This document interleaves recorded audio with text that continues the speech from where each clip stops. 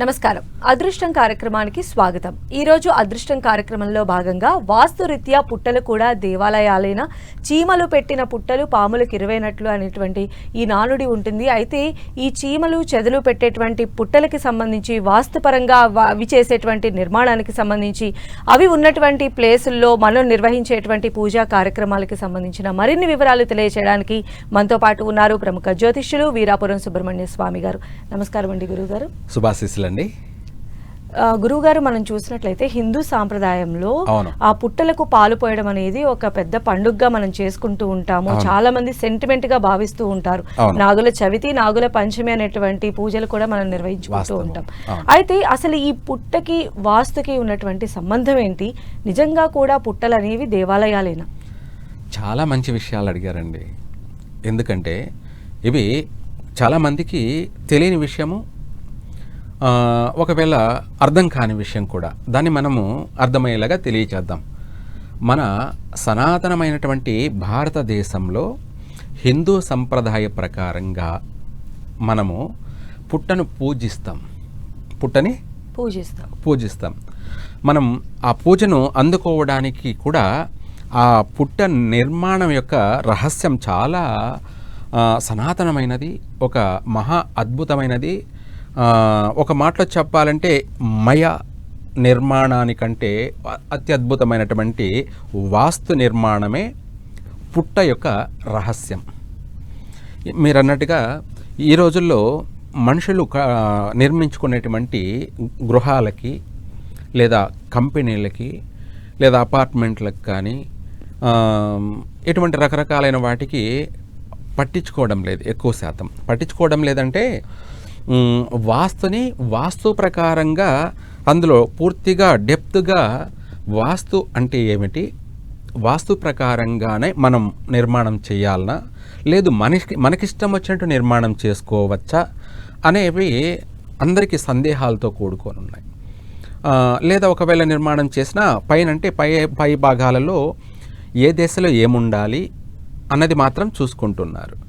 అసలైనటువంటి మనం నిర్మాణం చేసే అటువంటి కొలతలు, ఈ కొలతల ప్రకారంగా మనం ఏం చేస్తున్నాం, ఎలా చేస్తున్నాం, దానివల్ల ఉపయోగం ఏమిటి, ఆ ఇంట్లో 10 మంది సంసార జీవనాన్ని సాగిస్తూ ఉంటారు. ఆ 10 మంది కూడాను సంతోషంగాను సౌఖ్యంగాను సుఖ సంతోషాలతో ఆ ఇంట్లో అభివృద్ధి చెందుతారా, లేకపోతే ఆ ఇల్లే ఖాళీ చేయాల్సింది వస్తుందా అనేది కూడా అంతగా పరిగణలోకి తీసుకోవడం లేదు, పట్టించుకోవడం లేదు. ఎవరు కూడా చూసామంటే చూసాం, వాస్తు ఉంది అంటే వాస్తు, అంతవరకు. ఇట్లా మాత్రమే వాళ్ళు దాన్ని ఆచరించినట్టుగా నడుచుకుంటున్నారు. కానీ ఇక్కడ ఇందాక మీరు అన్నట్టు ఆ పుట్ట భూగర్భం అనేది గ్రౌండ్లోంచి వస్తుంది. గ్రౌండ్లోంచి అంటే దాదాపు మినిమం 10, 20, 30 అడుగుల లోతు నుంచి కూడా డెప్త్. అంటే కొన్ని పుట్టలు ప్రమాణం కూడా చూసాం కూడా 50, 60 అడుగుల డెప్త్లోంచి కూడా పుట్ట నిర్మాణం జరుగుతూ వస్తుంది. ఆ పుట్ట నిర్మాణము అంటే 5-6 అడుగుల నుంచి కూడా వచ్చే ప్రమాణం కూడా ఉంటుంది. ఇవి అక్కడ ఆ పుట్టను బట్టి మనం నిర్ధారణ చేయొచ్చు. అయితే ఈ పుట్ట అనేది నిర్మాణము చెదులు, కొన్ని రకాల చీమలు కానీ చీమలు పెట్టేటువంటి పుట్ట లేదా చెదులు పెట్టే పుట్టకి డిఫరెంట్ ఉంటాయి. సరే, దాని గురించి మనం వివరంగా తెలుసుకుందాం. చెదులు, ఈ చీమలు పెట్టేటువంటి పుట్టలు కూడా మనం చూసినట్లయితే చాలా గదులతో, అదొక డిఫరెంట్ నిర్మాణ శైలితో ఉంటాయి.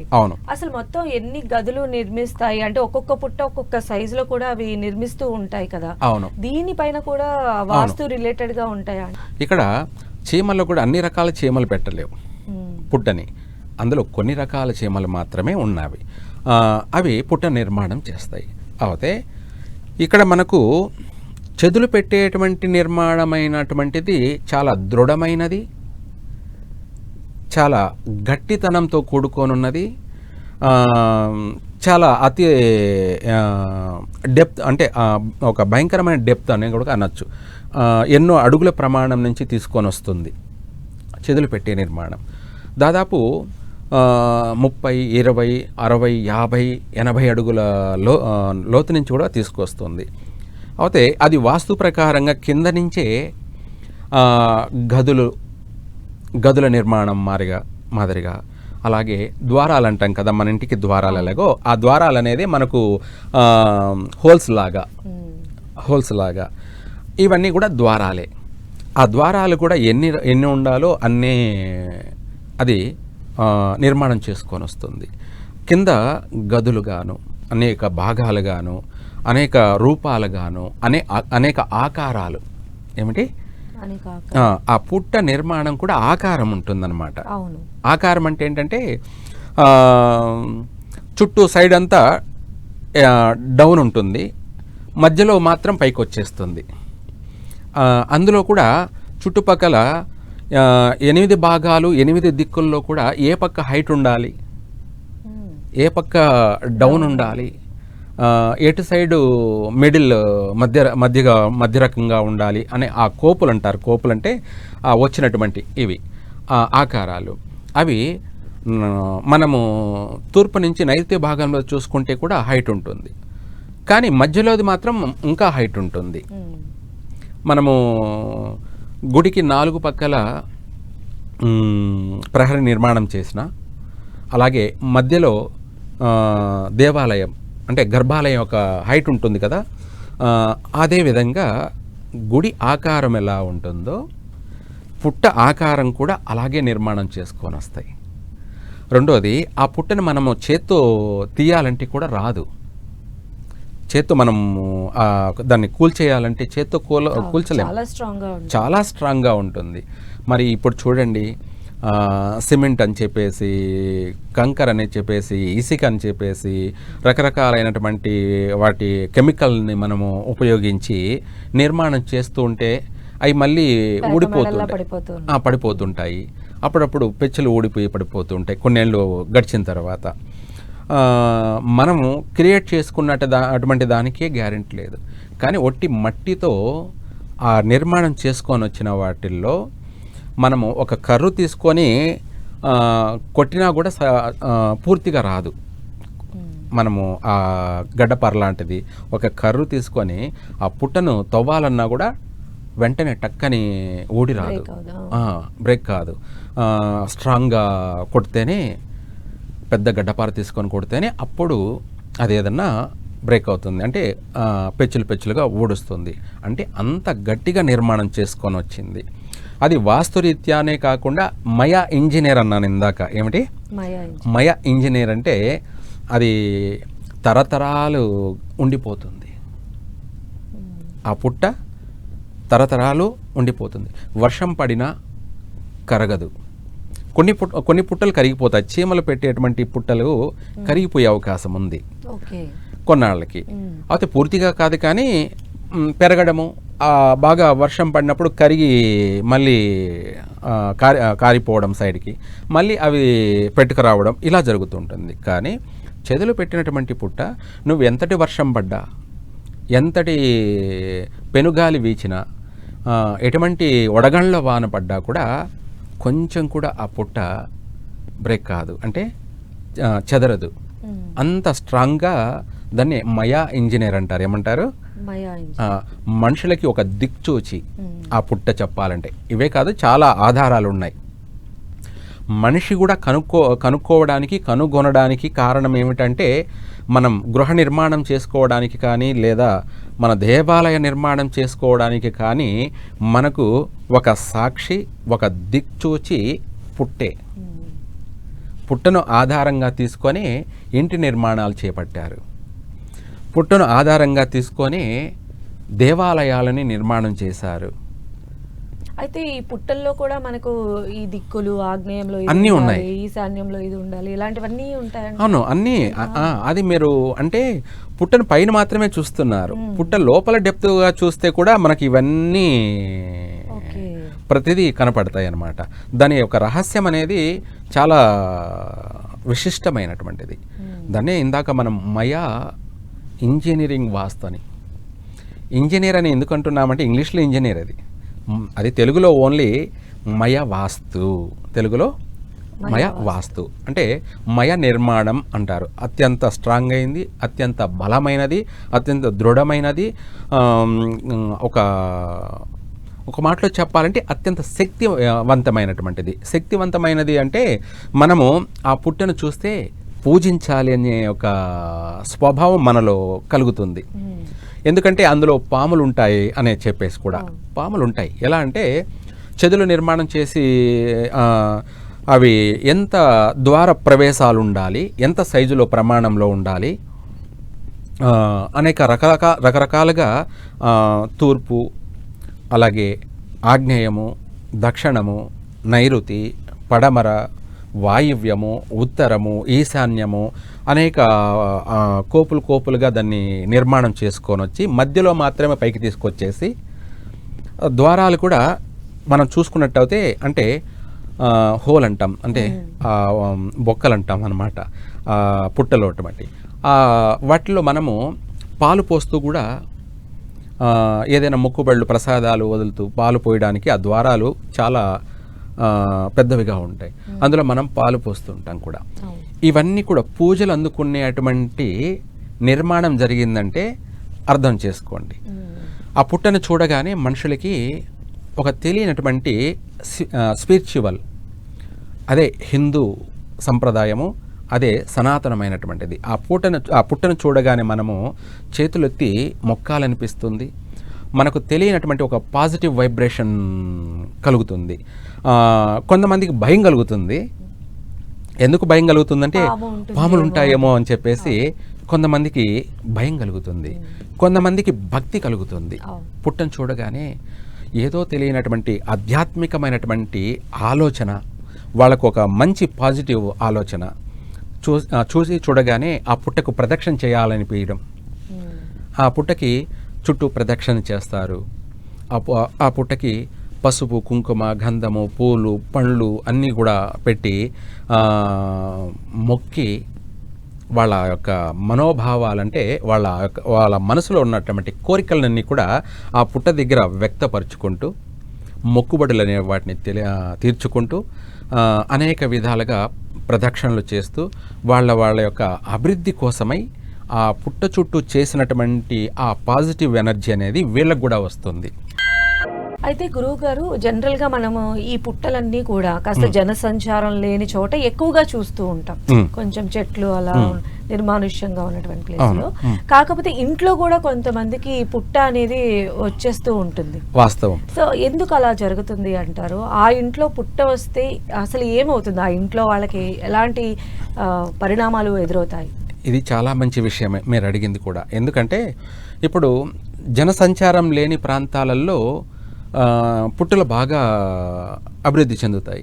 కానీ ఊర్లలో ఉండవు కదా అని అనుకుంటారు. కానీ జనసంచారం లేనిదా అనేది పుట్టకు సంబంధం లేదు. ఇంట్లో కూడా పుట్టలు వచ్చినటివి ఎన్నో ఉన్నాయి. ఇంట్లో కూడా అంటే మనం ఇల్లు కట్టుకున్న తర్వాతనే పుట్టలు వచ్చినటివి అధికం.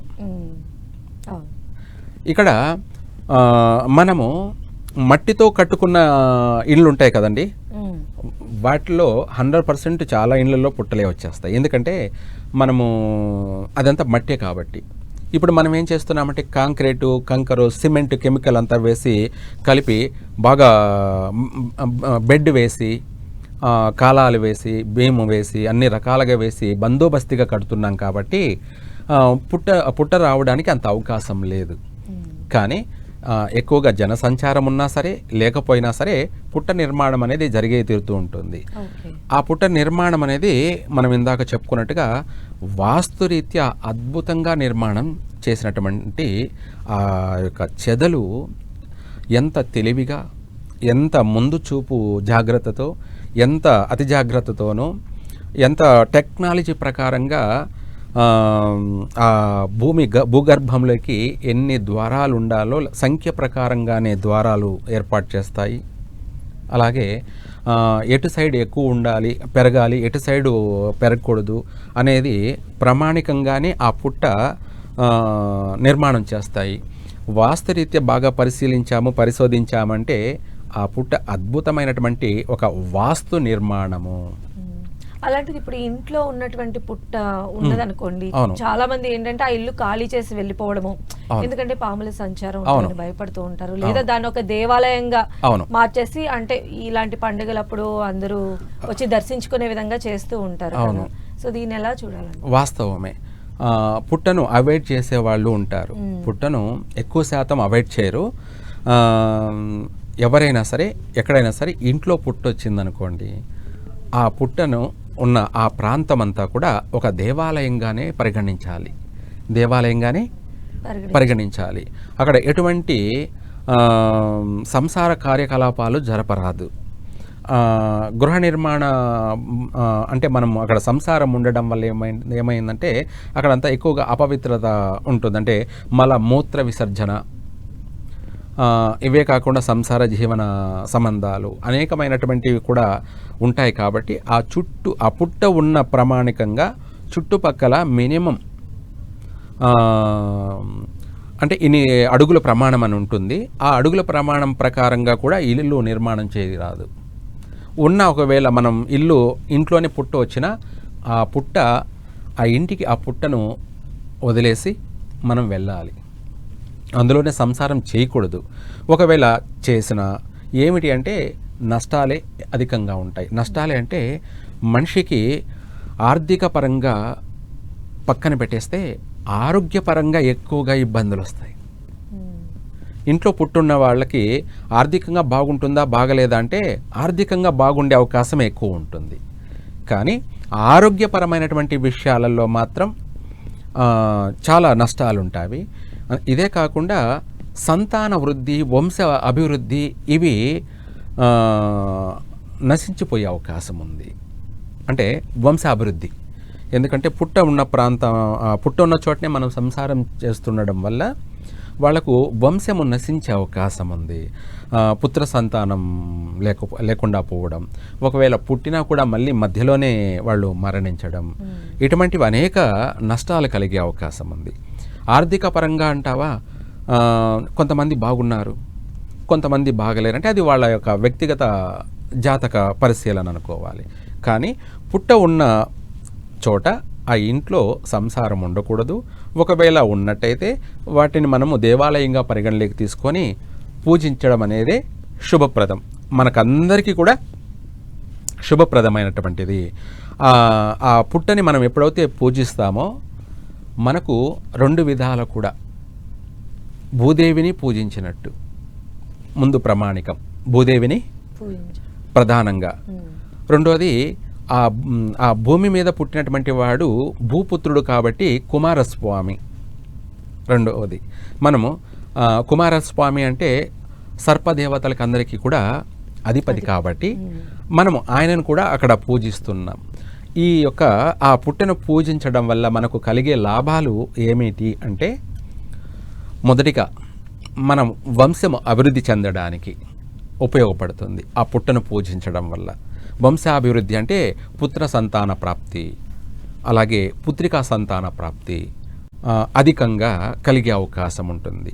ఆ పుట్టిన పిల్లలు కూడా మంచి మేధాశక్తి సంపన్నులు, సంపూర్ణ ఆరోగ్యవంతులు, అలాగే సంపూర్ణ ఆయుష్వంతులు కూడాను. ఇదే కాకుండా వాళ్లకు రాజయోగం కలిగేటువంటి పుత్ర సంతాన ప్రాప్తి, అంటే దేశాన్ని పరిపాలించేటువంటి, అది ఏ విధంగానైనా రూల్ చేసేటువంటి పిల్లలు పుడతారు. వాళ్ళు పుట్టిన వేళ విశేషంగా కూడా తల్లిదండ్రులకి సంతాన అభివృద్ధియే కాకుండా వాళ్ళ యొక్క ఆరోగ్యపరంగాను, వాళ్ళ యొక్క ఆర్థిక పరంగాను, వాళ్ళ యొక్క మానసిక పరమైనటువంటి స్థితిగతులన్నీ కూడా చక్కగా 3 పూలు 6 కాయల్లా వాళ్ళ సంసారం అభివృద్ధి చెందుతూ ఉంటుంది, దినదినము అభివృద్ధి చెందుతూ ఉంటుంది. ఇది మనము ఆ యొక్క పుట్టను మనం పూజించడం వల్ల. రెండవది మనకు సర్పానుగ్రహం కూడా కలుగుతుంది. సర్పానుగ్రహం వల్ల కూడా మనకు ఆరోగ్యం బాగుంటుంది, అనుకున్న ప్రతి పని నెరవేరుతుంది, ఆర్థిక పరంగా కూడా కలిసి వస్తుంది. వివాహం కానటువంటి వాళ్ళందరికీ కూడా తొందరగా వివాహం యోగం కలుగుతుంది. అలాగే సమయానుకూలంగా సంతాన ప్రాప్తి కలుగుతుంది. ఆ పుట్టే పిల్లలు ఎటువంటి అవయవ లోపాలు లేకుండా, అంటే కొంతమంది కన్ను లేక, కొంతమంది కాలు లేకుండా పుట్టడము, అంగవైకల్యంతో పుడతారు కదా, ఇటువంటి సమస్యలు ఉండవు. చక్కగా మంచి రూపురేఖలతో కూడుకొని అందమైనటువంటి పిల్లలు పుడతారు. అయితే ఈ గురువుగారు ఇప్పుడు మనం చూస్తే అంతా కూడా ఇప్పుడు ఫామ్ హౌస్ కల్చర్ ఉన్నది కాబట్టి అవును.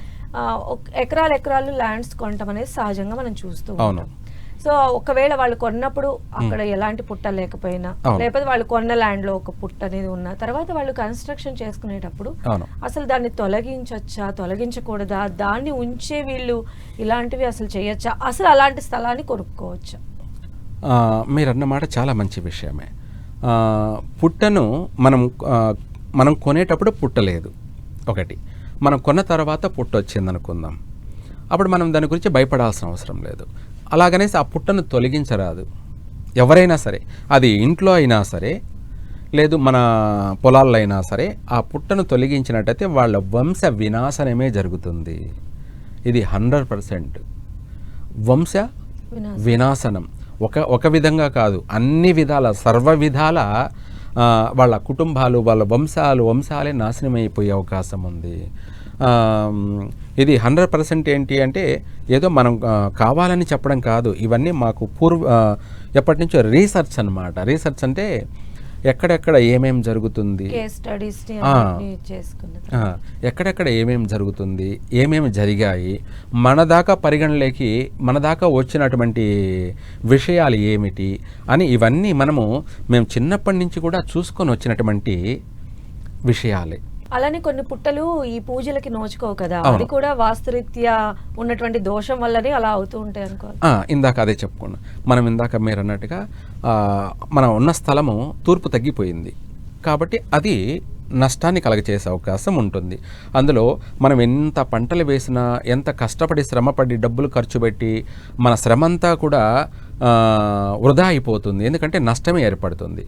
అందుకనేసి అటువంటి చోట పుట్టు ఉందనుకోండి, ఆ స్థలాన్ని కూడా మనం కొనుక్కోవచ్చు. అయితే ఆ స్థలం పుట్టుంటే అక్కడ పాములు ఉంటాయి కదా, మనం కరిసే అవకాశం ఉంటుంది. మనం వ్యవసాయం చేసేటప్పుడు పురుగు బుట్ట అనేది అంటారు, అదేం లేదు. అది ఏదైనా సరే శివుని ఆజ్ఞ లేనిదే చీమైనా కుట్టదు, అది శివాజ్ఞ ప్రకారమే, అది సత్యం అన్నమాట. అయితే ఈ వాస్తులోపం ఉన్నటువంటి స్థలంలో కూడా పుట్టు ఉన్నట్టు అయితే అది మనకు కలిసి వచ్చే అంశమే. ప్రశాంతంగా కొనుక్కోవచ్చు చక్కగా మనము, అది కూడా మన అదృష్టమే అని చెప్పుకోవాలి. ధన్యవాదాలండి గురువు గారు. సర్వే జన సుఖినో భవంతు.